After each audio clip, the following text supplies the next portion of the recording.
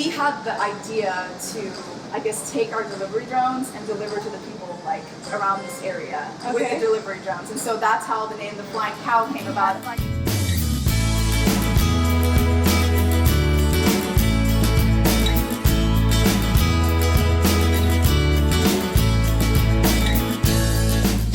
Hey everyone, I'm here with Ellie Veerman, and she is Director of Marketing here at The Flying Cow, which has quickly become a popular restaurant. And we're in Richmond, and I'm so excited to tell you more about, a little bit about Ellie and the restaurant, how it got started, and some unique things about the business here. So, all right, so good to meet you. Thank you for being here. Well, thank you for coming. Yeah, absolutely. Okay, so tell me, you know, what were the owners doing before they started this? So the owners, they've always been entrepreneurs. They have owned a small family-owned business for over 20 years now, and they're slowly, I guess, like branching out into different sectors. So they started with a drafting supply business, and now they're branching off into the restaurant industry. But I guess previous to that, they do a lot of ranching as well. So the cattle industry and drones, but that's kind of off topic. Yeah. Okay, so were there any particular like hurdles that made it feel like, okay, I don't know if we're going to make this happen once you got started?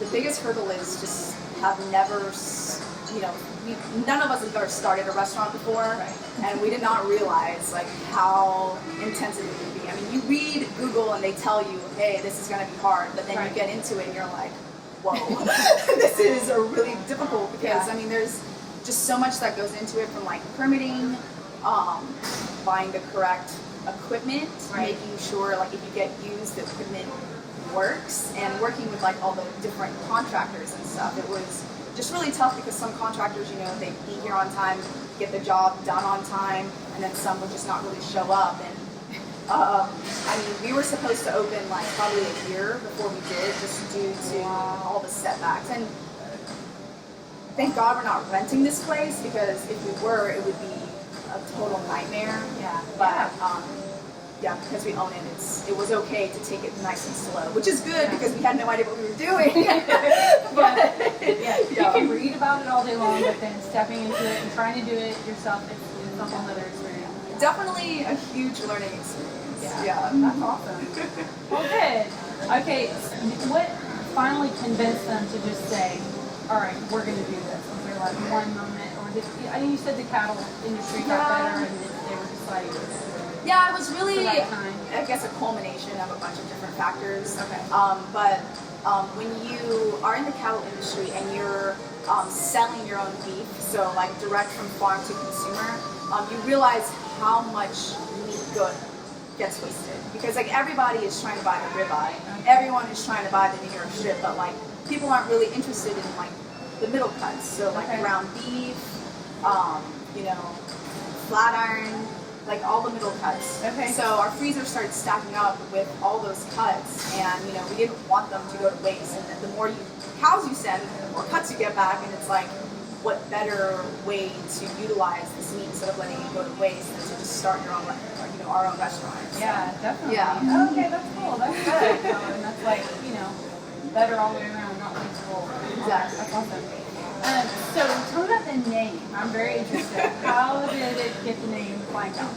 So I guess like going back to the whole drone business, the owner, he also has a drone business, and for a while they were trying to do drone delivery. So him and his roommates in college, they started this company called Helio, and they tried to make commercial delivery drones.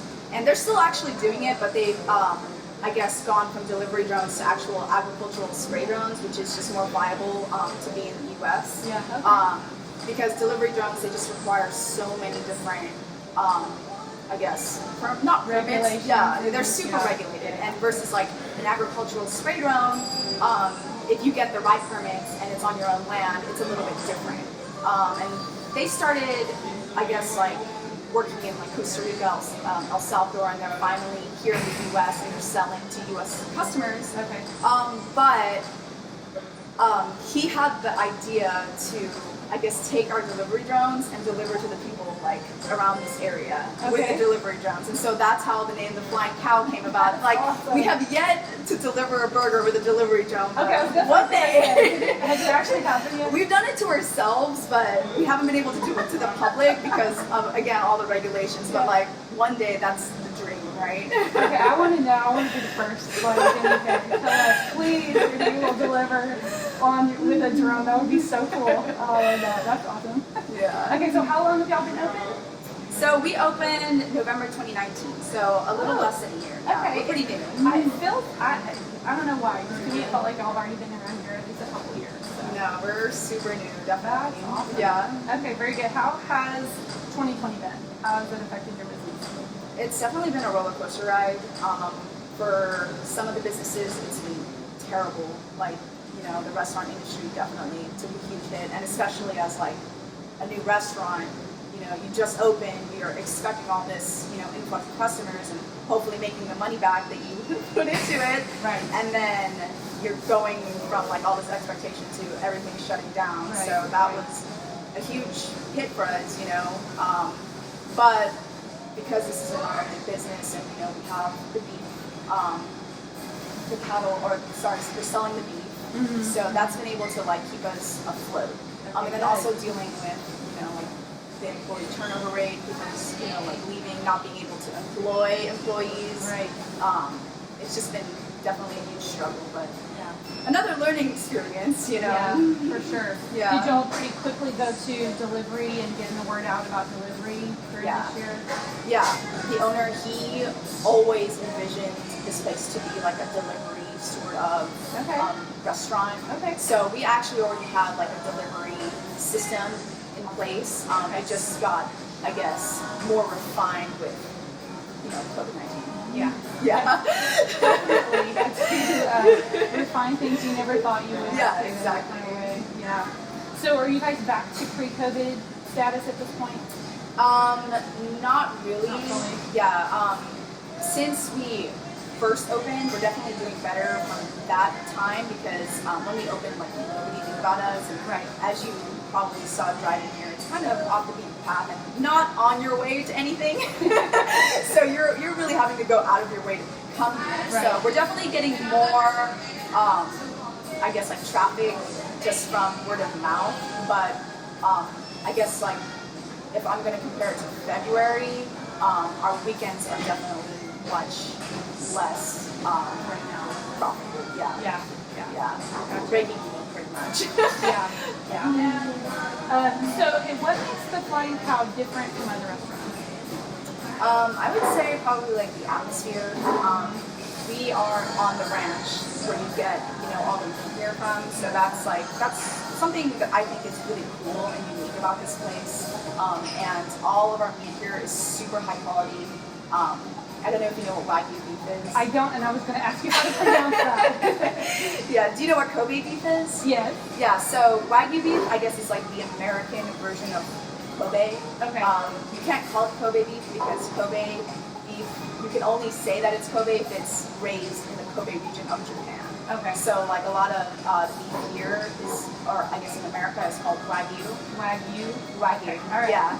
But our Wagyu has the same genetics that Kobe beef has. Okay. So it's like, it is really marbled, really high quality. And, I don't know if you saw our prices, but we're selling it for like a reasonable price. Yeah. Which is something that you would never find in Houston. Okay. That's awesome. So of your menu items, what would you say is your specialty? Well, the burger. Yeah. We're a burger place, so I have to say burger. But we have this really cool item called the katsu sando. Okay. And that's like a Japanese-inspired dish. So what it is a breaded New York strip, a Wagyu New York strip, fried and then put in a sandwich. Oh, Yeah, wow. that is so good. Okay. Well, that leads to my next question. So I was going to ask, what is the staff's favorite pick? Probably that or the brisket burger because you just really can't go wrong with the brisket burger. Okay. Like a barbecue kind of taste Yeah. to it? Okay. Yeah. Awesome. Yeah. Okay, cool. All right, and are there any secret or off-menu items that you can tell us about? So we do have a couple, and it kind of just changes. But right now, our secret item is the hoagie fries. Okay. And so what that is pretty much like our hoagie, but instead of being on a bun, it comes on top of fries. And it's like ground beef, cheese, jalapenos. Okay, awesome. It's really good. It's like a Philly cheesesteak, but with ground beef. It's like the best way I can describe it. Okay. Wow. Hopefully I don't, get any Philly cheesesteak lovers that are like, oh, it's so different, but that's the best way I can describe it. Yeah. Okay, so how can people find you guys? Flying Cow. So we are on every search platform, social media platform. We're very active on all of our social medias. You can Facebook message us, Instagram message us, and someone will get back to you. We're on Yelp. If you just Google the Flying Cow, it'll pop up. Okay, awesome. Okay, and y'all have a website as well? Okay, Yep. theflyingcow.com, I guess? Theflyingcow.us. Yeah. Okay, perfect. All right. And then you mentioned earlier delivery service. So tell me more about your delivery service and how far you go. What's that look like? So we have a 10-mile radius. Oh, okay. So we'll go, I don't know exactly how far 10 miles is, but I know we will get all of Greatwood pretty much. Okay. All of Royal Lakes, Bridlewood Estates, and then even further than that is like the new developments by Summer Lakes. Oh, I yeah. don't know where that is, Okay, yeah. So I know we definitely can do that whole area, but I don't know exactly where the line is. But Okay. we are on Uber and Grubhub as well. Okay. So if you live like 25 miles away, you can still order us or Yeah. free from us. Yeah. Oh, that's awesome. Okay. Well, I'm glad y'all go pretty far. So, okay. Yeah. Awesome. Well, thank you, Ellie. It was really nice meeting you. I really enjoyed it, and thanks for sharing all about the experience of the Flying Cow. Now, we just got to get everybody over here to eat. Definitely. All right.